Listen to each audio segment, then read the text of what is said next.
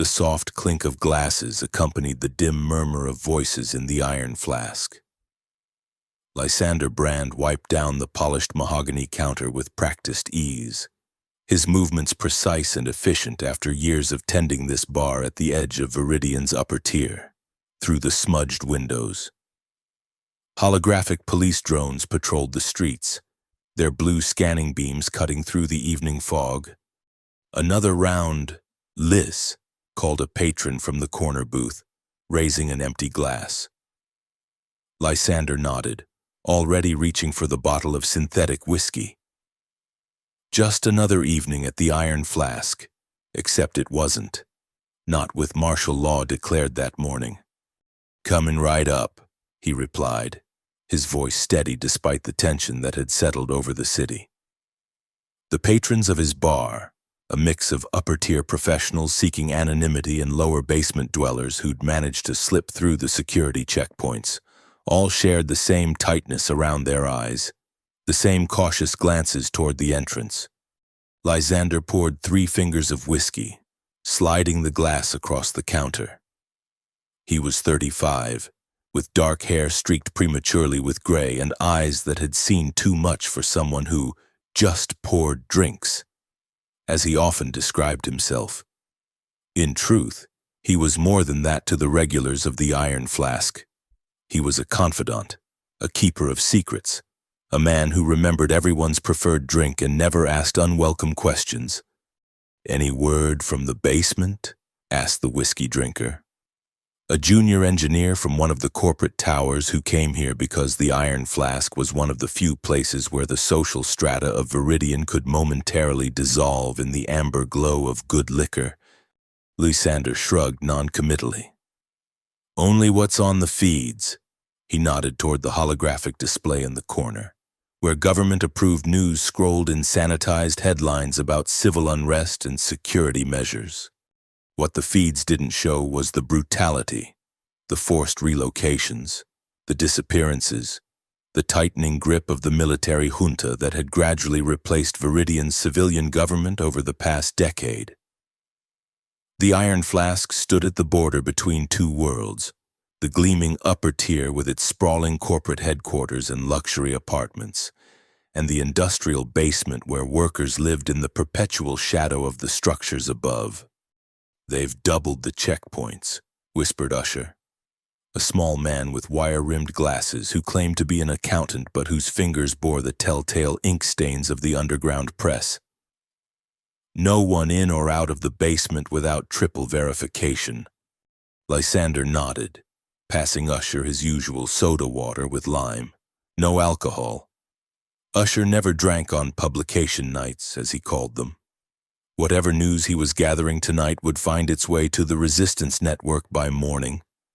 The door to the Iron Flask swung open, admitting a gust of acid rain and a woman in a severe black coat. Former Colonel Mira Hale removed her hood, shaking droplets from her close-cropped silver hair. Her military posture remained, though she'd been honorably discharged 3 years ago for questioning orders. She claimed she was happier now as a private security consultant, but Lysander had known her long enough to see the purpose that still burned in her eyes. Purpose that had found new direction in the growing resistance. "He the usual colonel?" Lysander asked, already reaching for the vodka. "Not tonight," she replied, sliding onto a bar stool. "Something stronger, and I left that rank behind, remember?" "Old habits," he said with a small smile, selecting a bottle of the basement's infamous home-distilled spirit instead. "Rough day?" Mira's eyes darted to the other patrons before returning to Lysander. "They've arrested Professor Keelan.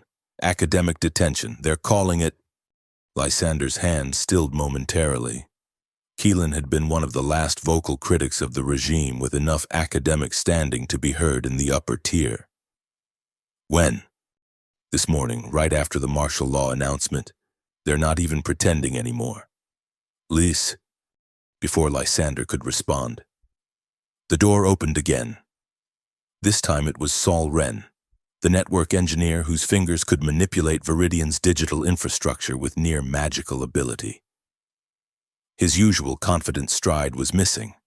Instead, he moved quickly to the bar, eyes darting around the room. "We need to talk," he said quietly to Lysander. "All of us."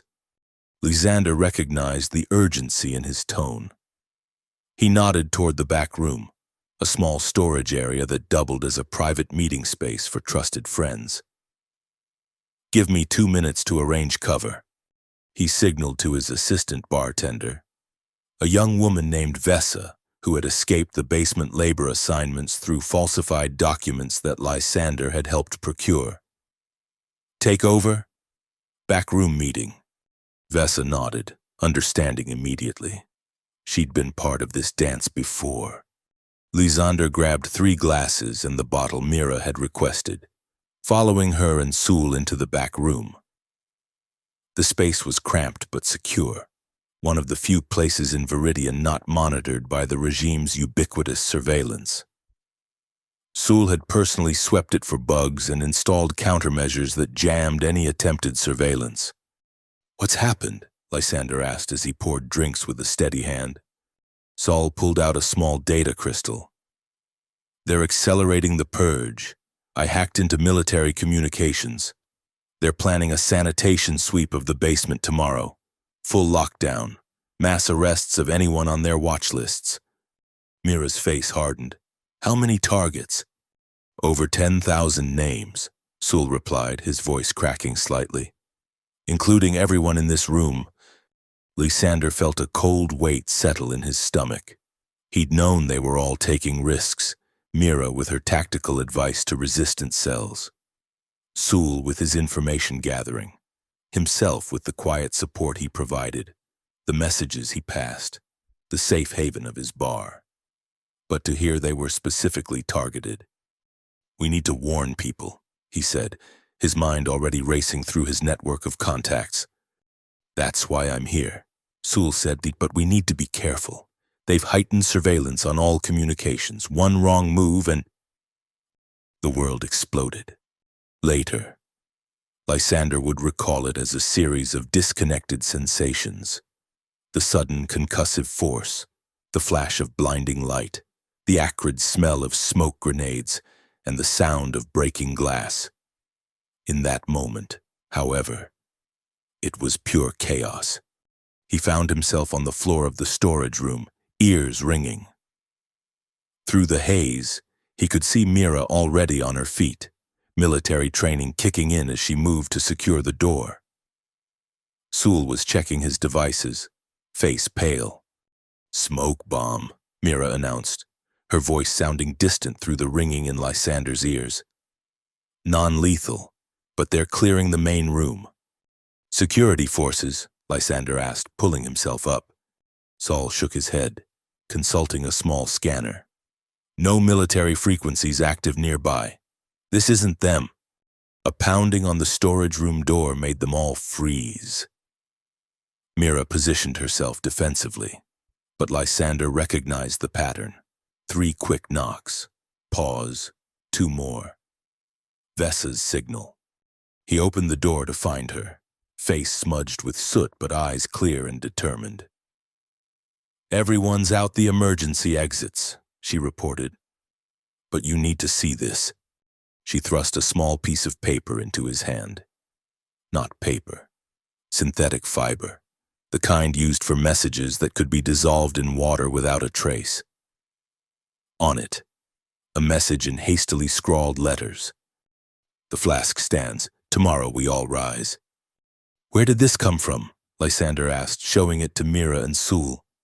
"He found it under a glass after the smoke cleared," Vessa said. "Whoever threw the bomb must have planted it."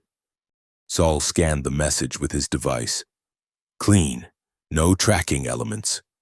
Mira studied the words, her tactical mind analyzing. This wasn't an attack. It was a message delivery. Someone wants to use the iron flask as a rallying point. Lysander stared at the note, feeling the weight of what it implied. The iron flask had always been a neutral ground, a place where information flowed freely but quietly. This was different. This was open defiance. "We should close up," Disappear tonight, Sewell suggested, eyes darting toward the window where they could see curious onlookers gathering outside the bar, drawn by the commotion. If they're targeting us specifically. No, Lysander said, surprising himself with the firmness in his voice. If we run now, we abandon everyone who counts on this place. Everyone who needs warning about tomorrow's sweep. What are you suggesting? Mira asked, studying him with newfound interest. Lysander looked at the note again, then through the doorway to his bar. Glasses overturned, chairs scattered, but still standing. Still his.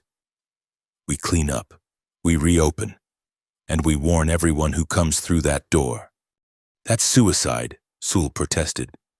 Not if we're smart, Lysander countered.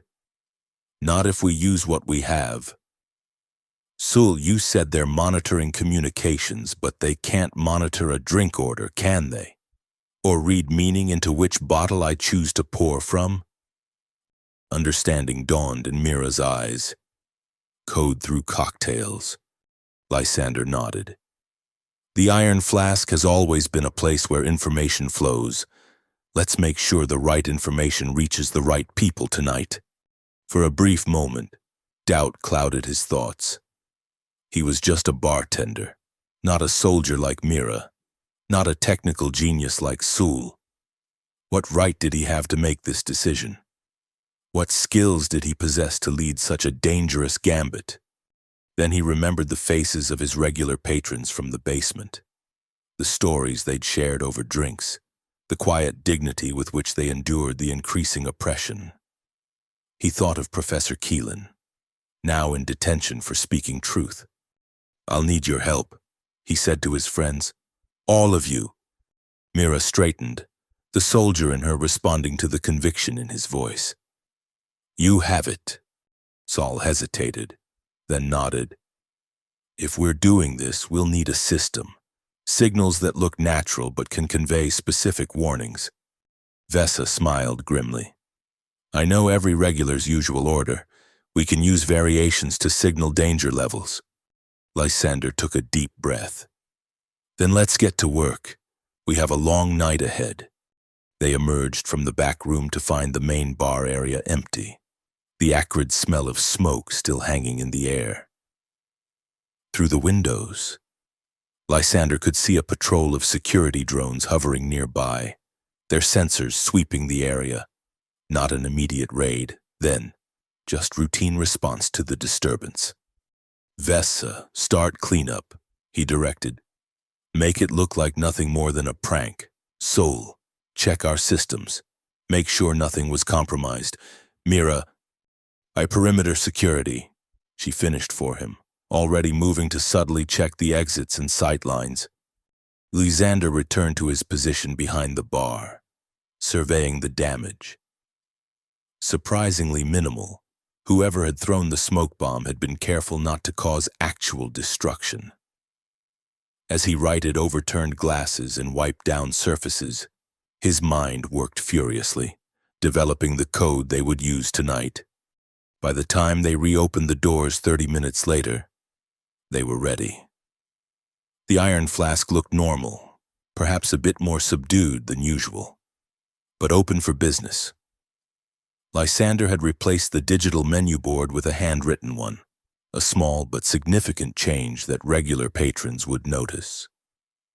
At the top, instead of the usual today's specials, he had written, "The flask is open for freedom."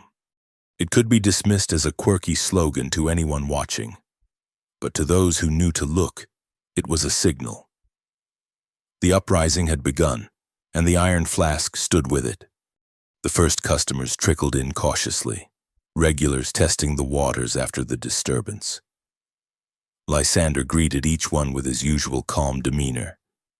But when they ordered, he implemented the new system, for those who needed to be warned about the impending sweep. He added an extra ingredient to their usual drink, a twist of lemon for danger in your sector, a dash of bitters for you're on the list, a splash of soda for safe house compromised. With each drink served, Vital information flowed. Upper-tier patrons who sympathized with the resistance received their own codes, different glassware indicating which checkpoints to avoid, garnishes suggesting which security forces were most active tonight. The bar grew busier as the evening progressed. Word spread quietly that the Iron Flask was still open despite the earlier incident, and that something important was happening there. Lysander moved with practiced efficiency, mixing drinks that carried life-saving warnings, all while maintaining the appearance of an ordinary night at a neighborhood bar.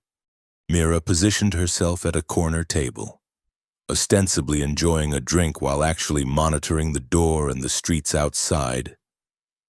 Sul sat at the far end of the bar, his devices discreetly scanning for surveillance or approaching security forces. It was nearly midnight when Lieutenant Silas Grange entered the Iron Flask. The bar quieted immediately. Grange commanded the security checkpoint just outside the bar's district, and his reputation for ruthless efficiency had earned him both fear and a swift rise through the ranks. He was in his 40s, with a face hardened by years of enforcing increasingly oppressive regulations. His uniform was impeccable, the insignia of Viridian's military government gleaming on his collar. Two lower-ranking officers flanked him as he approached the bar. Lysander felt rather than saw Mira tense, ready to move if necessary. He gave her a subtle head shake. No confrontation. Not yet. "Lieutenant Grange," Lysander greeted him, voice neutral. "What can I get you?" Grange surveyed the bar slowly, eyes noting every patron, every exit. "Interesting establishment you maintain. Brand. Open despite today's incidents." "We provide a service," Lysander replied evenly. "People need their routines, especially in uncertain times." "Indeed." Grange's lips twisted in what might have been a smile on a different face. "Martial law seems to have had little effect on your business. The people still need to drink." "And talk," Grange added pointedly. "They come here to talk, don't they? I wonder what about—" Lysander began polishing a glass, a casual movement that concealed the tension in his shoulders. "Sports? Weather? The usual." "The usual," Grange repeated, his tone making it clear he didn't believe it for a moment. "You know, there was a disturbance reported here earlier. Smoke bomb. Very unusual for this district." "Kids," Lysander said with a shrug. "Probably thought it was funny. No real damage done." Grange leaned forward slightly. "We take security very seriously. Brand, especially now. Even minor disturbances can escalate." The threat hung in the air between them. Around the bar, conversations had died down as patrons pretended not to listen while hanging on every word. "What will you have, Lieutenant?" Lysander asked again, refusing to engage with the intimidation. For a moment, it seemed Grange might continue pushing, but then he straightened. "Viridian brandy? Neat." Lysander reached for the bottle. Genuine brandy, not synthetic, imported from the agricultural domes outside the city. A luxury item that cost more than most basement dwellers earned in a month. As he poured, he noticed Grange's eyes tracking his movements, looking for... what? Secret signals? Hidden messages? He slid the glass across the bar. "Enjoy." Grange didn't touch the drink. "I understand you have an interesting clientele. Brand, upper and lower tier. Not many establishments can claim that kind of diversity." "A good liquor appeals to everyone," Lysander replied. "Perhaps." Grange's eyes narrowed. "Or perhaps some come for other reasons. Information. Perhaps connections." Lysander met his gaze steadily. "I just pour the drinks, Lieutenant." "He just the bartender," Grange said with a cold smile. "A humble role." He finally picked up his glass, raising it slightly. "To knowing one's place in the order of things." He drank, then set the empty glass down hard enough that it nearly cracked. We'll be watching. Brand, closely." With that, he turned and left, his officers following. The bar remained silent until the door closed behind them, then erupted into nervous murmurs. Mira approached the bar, her expression grim. That wasn't a coincidence. "No," Lysander agreed, already preparing fresh drinks for the shaken patrons nearest the door. "They suspect something." "We should abort," Sul said quietly, joining them. "They'll be watching now, and we can't risk—" "We can't stop," Lysander interrupted. "Not now. If anything, we need to accelerate. How many people have we warned so far?" Vesa, passing by with a tray of empty glasses, murmured, "Maybe 50. Not nearly enough. And we have—" Lysander checked the old-fashioned clock behind the bar. 6 hours until dawn.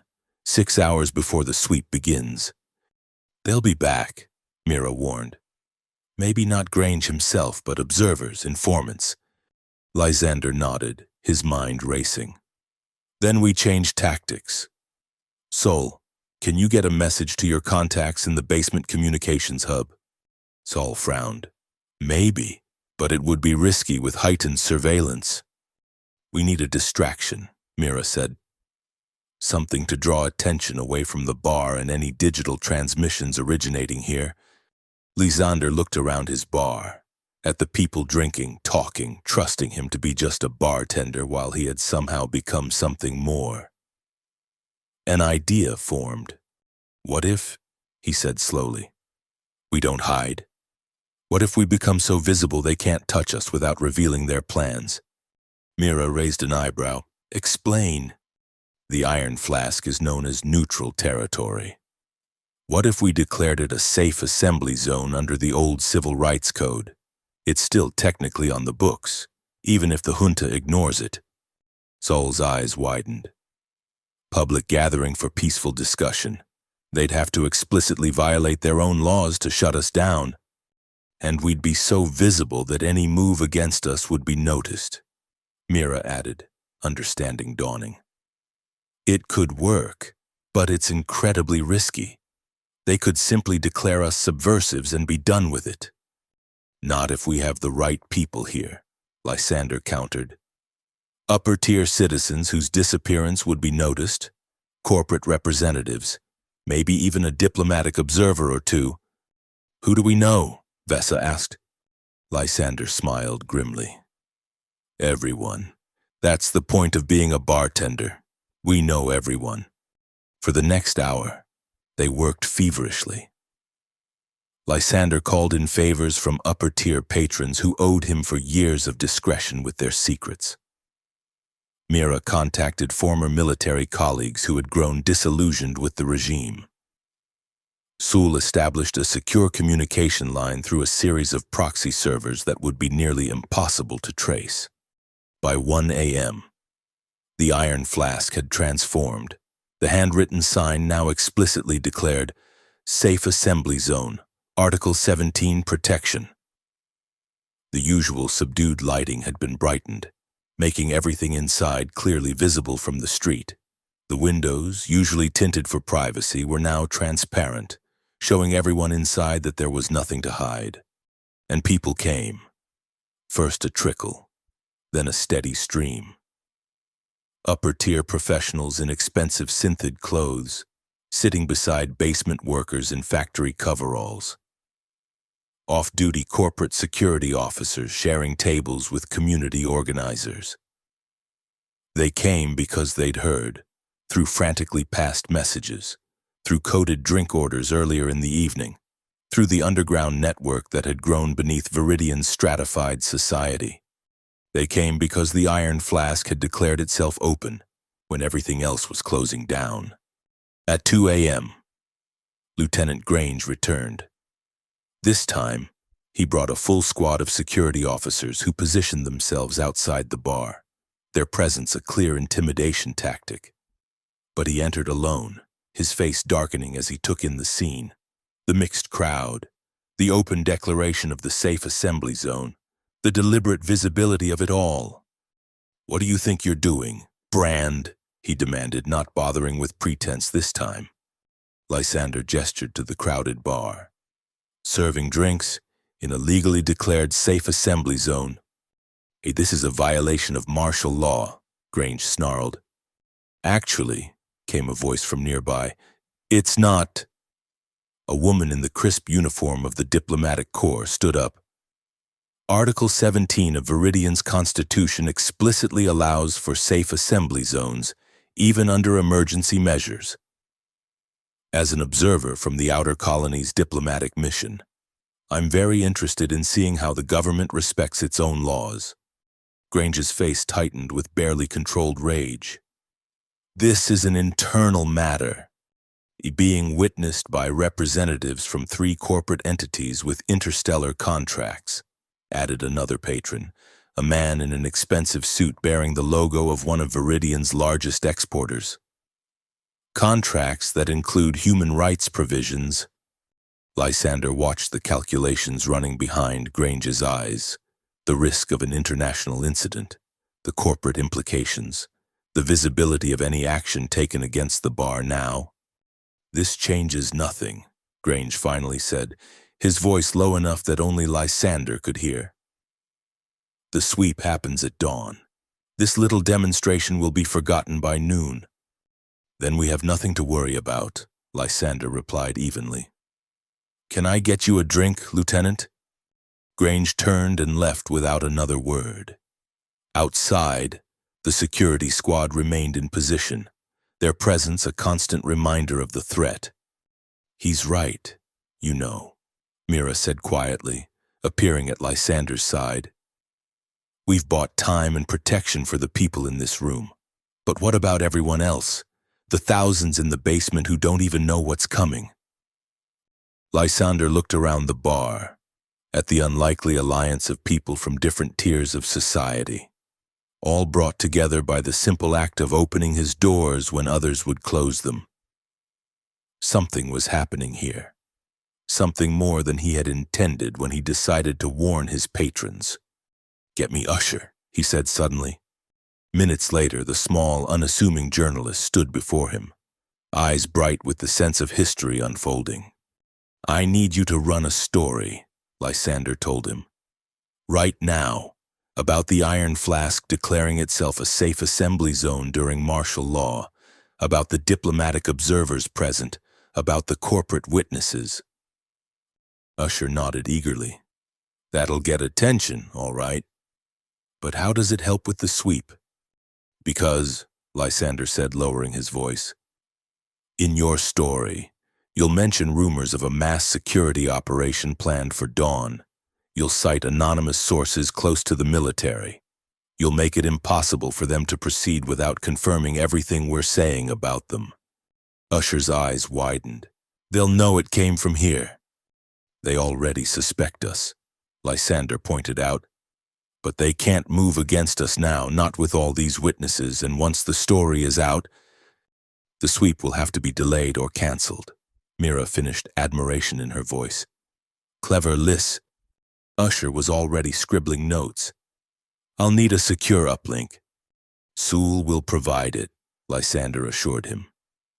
Just make sure the story breaks on all channels simultaneously.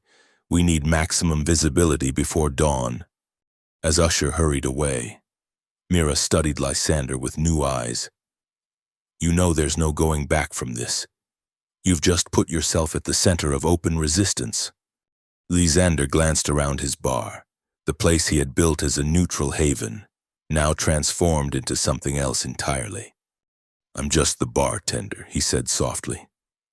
This isn't about me. But even as he said it, he knew it wasn't entirely true anymore. Something had changed tonight. Perhaps it had been changing for years, with each quiet conversation across his bar, each secret passed, each connection made between people who would never otherwise have met. By 3 a.m., Usher's story had broken across all independent news channels and even some corporate ones. The response was immediate: denial from official sources, confirmation from anonymous insiders, widespread alarm in the basement sectors. The flask stands began trending on underground communication networks. The security forces outside the Iron Flask were withdrawn. Too visible now. Too obvious a confirmation of everything Usher had reported. In their place, surveillance drones hovered at the legal distance, recording everything but powerless to intervene without causing the very incident the regime was now trying to avoid. By 4 a.m., reports were coming in of basement residents barricading their sectors, corporate workers refusing early shift calls, transport systems mysteriously malfunctioning. The sweep, if still planned, would face significant obstacles. "It's working," Sewell reported, monitoring communications through his secured devices. "They're scrambling to adapt. Military channels are chaos right now." Lysander should have felt relief. Instead, he felt the weight of responsibility growing. They had disrupted the immediate threat, but what about tomorrow and the day after? The junta wouldn't simply give up because of one thwarted operation. At 5 a.m., with dawn approaching, the door to the Iron Flask opened once more. This time, it admitted a group of men and women in the highest ranks of Viridian's military government, 3 generals and their aides, their uniforms gleaming with medals and insignia of authority.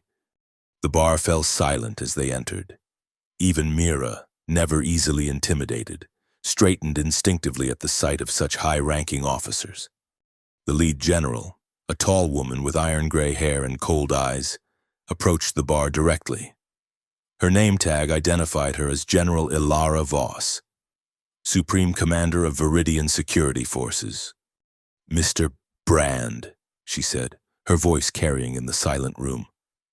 "It seems you've caused quite a disruption tonight." Lysander maintained his calm demeanor with effort. "We're simply exercising rights guaranteed under Viridian law." "General." "Indeed." Her eyes swept the room, noting the diplomatic observer, the corporate representatives, the mixture of upper and lower-tier citizens. "An interesting gathering." "Can I get you a drink?" Lysander asked, falling back on the familiar ritual of hospitality. To his surprise, she nodded. "I believe I'll try your house special. I understand it's quite enlightening." A murmur ran through the bar. The house special wasn't on any menu. It was something Lysander created specifically for each patron based on their tastes and mood. It required conversation, questions, a reading of the person. "That would require me to ask you some questions, General," Lysander said carefully. "Proceed," she replied, removing her gloves and placing them precisely on the bar. Lysander began the ritual he had performed thousands of times before, asking about preferences, bitter or sweet, strong or subtle, traditional or adventurous. With each answer, he selected bottles from his array, measuring and mixing with the precision that had made his reputation. But as he worked, he realized this was more than a drink order. It was a test of him, of this place, of what was happening here, and perhaps, just perhaps, an opportunity. "Final question, General," he said, holding a small bottle of clear liquid that few recognized. "Truth or comfort?" Her eyes narrowed slightly. "Explain." "The final ingredient," Lysander said, holding her gaze. "It can either make the drink more palatable or more revealing. Your choice." For a long moment, she studied him, and Lysander had the distinct impression she was recalculating something, some plan or assessment. "Truth," she finally said, "always truth." Lysander added 3 precise drops from the bottle, stirred once, and placed the finished drink before her, a complex mixture that shimmered with amber and gold tones in the bar's light. The general lifted the glass, examining it critically before taking a measured sip. Her eyebrows rose slightly in surprise or appreciation. Lysander couldn't tell which. "Interesting," she said. "What do you call this?" "Oh, the elixir of truth," Lysander replied, the name coming to him in that moment.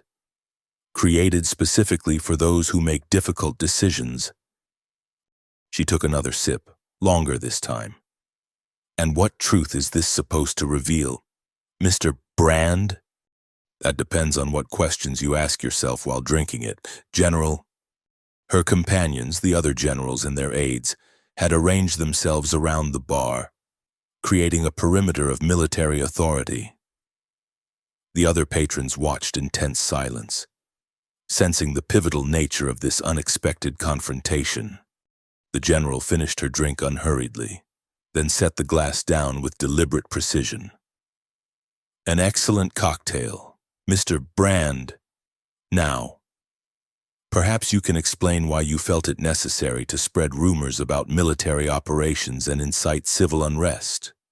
I've spread no rumors, Lysander replied calmly. I simply opened my establishment as a safe assembly zone during a time of uncertainty, a zone that has become a focal point for resistance to lawful authority, she countered. Is it resistance to seek protection under the law? To exercise rights guaranteed by Viridian's own constitution? The general's eyes hardened. The Constitution is suspended under martial law. Then what law are we breaking? Lysander asked quietly. If the Constitution is suspended and you claim absolute authority, then you must define the boundaries.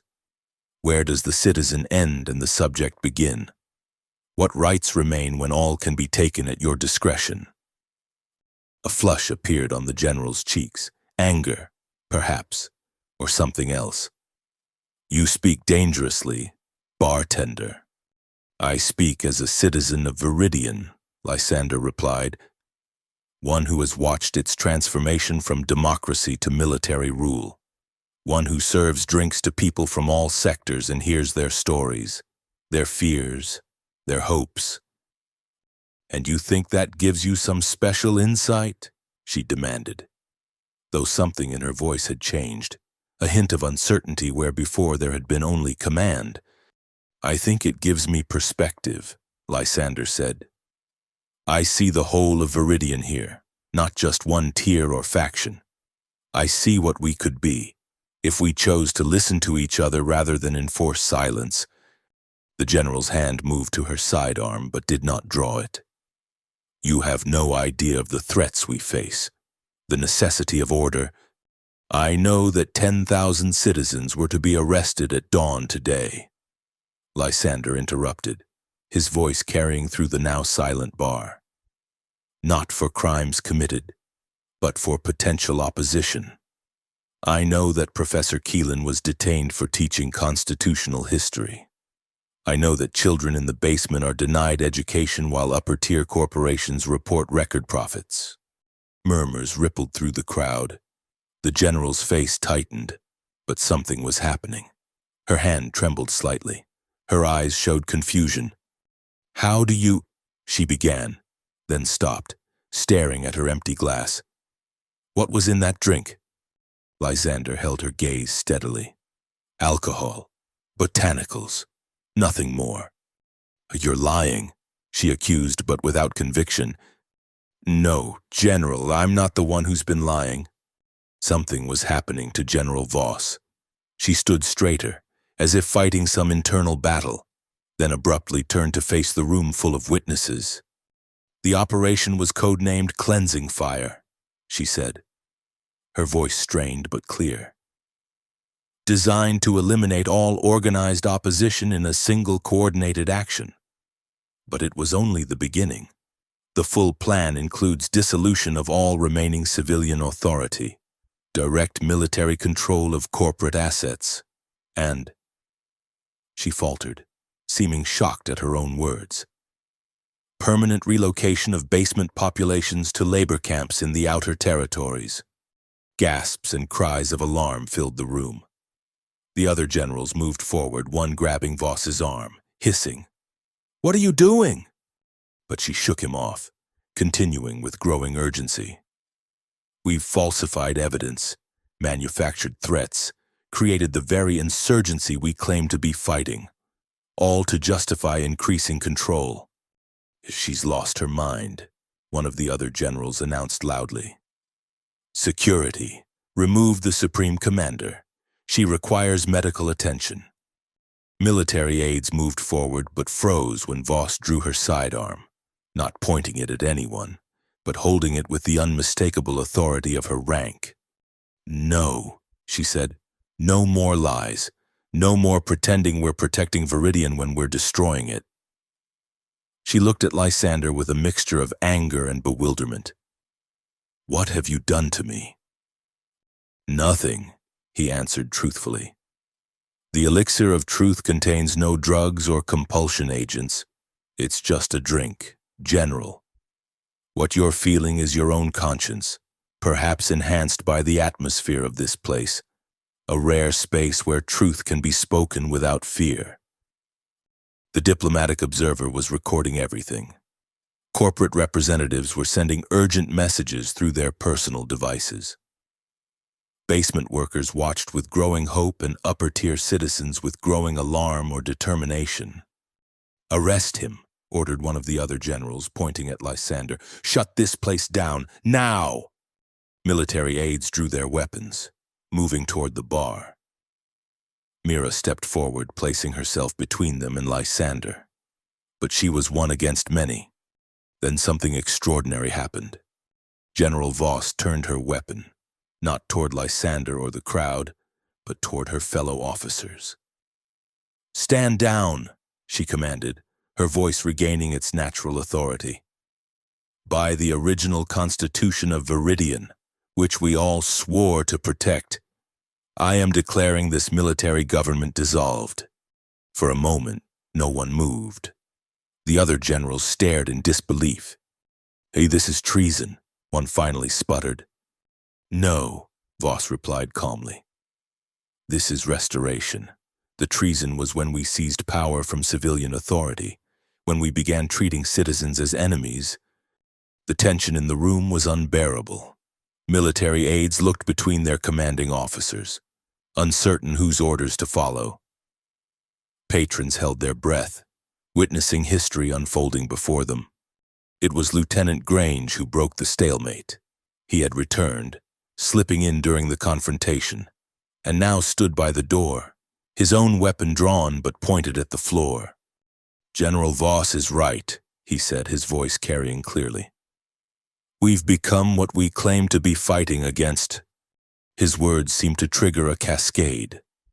Other military personnel throughout the room lowered their weapons.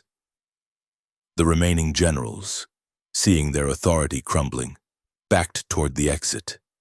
"This isn't over," one warned. "The full military won't stand for this insubordination." "Perhaps not," Voss agreed. "But neither will they fire on their own people once the truth is known." She nodded toward the diplomatic observer and the corporate representatives who had been recording everything. "And it will be known, everywhere, by dawn," as the opposing generals retreated, taking their loyal aides with them. A strange silence fell over the iron flask. It was Lieutenant Grange who broke it, approaching the bar with a look of grim determination. "You never intended this, did you?" he asked Lysander. "When you opened tonight, when you declared this a safe assembly zone, you were just trying to warn people about the sweep." Lysander shook his head. "I was just trying to do what was right, one step at a time." "A bartender," Grange said with a hint of wonder. "Just a bartender who listened to everyone, who created a space where truth could be spoken." General Voss holstered her weapon and turned to address the room. "We have very little time. Those generals will rally loyalist forces. We need to secure key installations, establish a provisional civilian authority, and communicate what's happened to all sectors of Viridian." Mira stepped forward. "I still have contacts in the military who've been waiting for something like this. They'll help secure strategic positions if they know you're leading it." "General," Saul joined her, "I can bypass the official communication channels, get the truth out before they can block it." Others began offering assistance, corporate access, diplomatic channels, basement networks. In minutes, The Iron Flask had transformed from a bar into the command center of a revolution. Throughout it all, Lysander remained behind his bar, watching with a mixture of awe and disbelief as the unlikely alliance formed before him, upper and lower tier, military and civilian, all working together toward a common goal. "We need you," General Voss said, approaching him directly. "Your voice, your ability to bridge divides. The people trust you." Lysander looked around at his bar, glasses still in need of washing, bottles to be restocked, the mundane tasks of a bartender now seeming surreal against the backdrop of revolution. He began. "Don't say it," Mira interrupted with a rare smile. "Don't say you're just the bartender, not anymore." Dawn broke over Viridian with the news spreading faster than the rising sun. Military control collapsing. Provisional civilian councils forming in each sector. General Voss calling for a return to constitutional governance. In some areas, resistance was fierce. Loyalist military units clashed with those supporting the restoration. But the momentum was unstoppable. The Iron Flask remained open through it all, a neutral ground where negotiations continued, where the framework of a new Viridian was drafted on bar napkins and drink coasters. Lysander moved through it all, still mixing drinks, still listening, still connecting people who needed to find common ground. By midday, the fighting had largely stopped. Too many military units had sided with Voss. Too many citizens had taken to the streets in peaceful but determined demonstrations. The corporate towers, seeing which way the wind was blowing, had declared support for the restoration of civilian rule. "It's happening," Sewell reported, barely containing his excitement as he showed Lysander his devices tracking events across the city. "The checkpoints between tiers are being dismantled. People are moving freely for the first time in years." Lysander nodded, continuing to wipe down the bar, a familiar action in an unfamiliar world. He was exhausted, having been awake for over 30 hours, but too wired with adrenaline to rest. Lieutenant Grange, now coordinating security for the provisional government, approached, offering a data pad. "They want you on the Transitional Council," he said without preamble. As a civilian representative, Lysander stared at the official appointment. "I'm not a politician, or a leader." Grange actually laughed, a sound Lysander had never heard from the stern officer. "After what you orchestrated here, I think you've proven otherwise." "I didn't orchestrate anything," Lysander protested. "I just kept my bar open." "You created a space where truth could break through," Grange countered, "where people could see each other as equals. That's more leadership than most of us have shown in years." Before Lysander could respond, the door opened to admit a familiar figure, Usher, the journalist, looking exhausted but triumphant. "The story's everywhere," he announced to the room at large. "The bartender's revolution, they're calling it, from the Iron Flask to freedom." Lysander winced at the name. "That's not accurate," Usher finished for him. "Maybe not from your perspective, but symbols matter. Lys, and you've become one, whether you like it or not." The weight of that statement settled on Lysander's shoulders. He looked around the Iron Flask, still his bar, but now something more. A place written into Viridian's history. A symbol, as Usher said. General Voss entered then, accompanied by Mira. Both women looked exhausted but determined. "The provisional government is established," Voss reported. "Representatives from all sectors, military under civilian control, elections to be held within 3 months. "And the opposition?" Lysander asked. "It contained," Mira answered. "Some fighting continues in the outer districts, but nothing that threatens the transition." Voss approached the bar, her expression solemn. "We need you.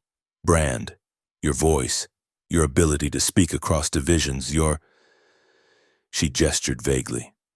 Whatever it was you did to me with that drink? Lysander shook his head. I told you the truth, General. There was nothing special in that drink except what you brought to it yourself. Perhaps, she acknowledged. But there is something special about this place, about you. The Provisional Council has unanimously voted to appoint you as Civilian Reconciliation Director. I don't even know what that means, Lysander protested. It means, Mira explained, that you'd be responsible for healing the divisions in Viridian, for bringing people together, for listening. For being a bartender on a larger scale, Voss added with the ghost of a smile. Lysander looked down at the bar he had polished thousands of times, at the bottles arranged precisely as he liked them, at the glasses waiting to be filled. This was his world, his creation. The thought of leaving it for government offices and formal meetings filled him with dread. No, he said finally. The room fell silent. No, Voss repeated, clearly unaccustomed to hearing the word. I won't leave the iron flask, Lysander clarified. This is where I belong, this is what I do. But, he continued, seeing their disappointment, the bar is open to all of Viridian, always has been. If you want a place where people can speak freely, where reconciliation can happen one conversation at a time, it's already here. Understanding dawned in their eyes. Voss nodded slowly. The people's bartender, she said, serving truth one drink at a time. Just the bartender, Lysander corrected gently. That's enough. In the weeks that followed, Viridian transformed. The rigid separation between upper tier and basement began to dissolve as checkpoints disappeared and movement became free. The provisional government, composed of representatives from all sectors, worked to draft a new constitution that would prevent future military takeovers. The iron flask became a symbol indeed, mentioned in news reports, visited by curious citizens from all sectors, even featured in diplomatic communications as the birthplace of the Viridian Restoration. Lysander found himself something of a reluctant celebrity, though he continued to insist he had done nothing extraordinary. You created a space where change was possible, Mira told him one evening as they shared a quiet drink after closing. That's no small thing. The people created the change, Lysander countered. I just provided the location and the inspiration, Sewell added, joining them, and the connections, and the elixir of truth. Lysander smiled at the mention of the drink that had become legendary. Everyone wanted to try it now, expecting some magical revelation. He made it exactly the same way each time. No special ingredients, no secret truth serum. Yet somehow, people who drank it often found themselves speaking more honestly, seeing more clearly. It's the ritual, he explained when asked. The attention paid to the process, the intention behind it. The drink is just a vehicle for what's already there. 1 month after what was now commonly called the bartender's revolution, despite Lysander's continued protests about the name, the Iron Flask hosted a special gathering. The provisional government signed the new constitution there, at Lysander's bar, with representatives from all sectors of Viridian in attendance. After the formal ceremony, when the cameras had left and only friends remained, Lysander found himself alone at the bar with Lieutenant, now Civilian Security Director Grange. Do you ever wonder what would have happened if you'd closed that night? Grange asked, contemplating his drink. If you'd decided it was too risky to stay open after the smoke bomb? Lysander considered the question as he polished glasses, a habit he maintained despite being able to afford staff to do it for him now. Sometimes, but it wasn't really a choice. Not for me. Because you're a hero, Grange suggested with a hint of his old sarcasm. Because I'm a bartender, Lysander corrected him. And a bartender keeps the bar open, listens to people's stories, and makes sure everyone gets home safely at the end of the night. He smiled slightly, though I admit the scale was a bit larger than usual this time. Grange laughed, a sound that was becoming less rare as the weeks passed. A bit larger, yes, he raised his glass. To bartenders, then. May they always serve truth along with their drinks. Lysander raised his own glass in acknowledgement. And to Viridian. May it always have places where truth can be spoken freely. As night fell over the city, the iron flask glowed with warm light, a beacon on the border between what had once been upper tier and basement, but was now simply Viridian. Inside, people from all walks of life gathered, talked, shared drinks and stories. Behind the bar, Lysander Brand, just the bartender, continued his work. Listening, connecting, serving one drink at a time. The clink of glasses rang out like freedom bells in the night, promising that whatever challenges tomorrow might bring, there would always be a place where truth could be spoken and heard. In that promise lay the true revolution, not in dramatic confrontations or political declarations, but in the simple act of creating space for honesty and understanding. A revolution that had begun with a bartender who decided to keep his doors open when others would have closed them, and who discovered that sometimes the most powerful leadership comes from those who never sought to lead at all.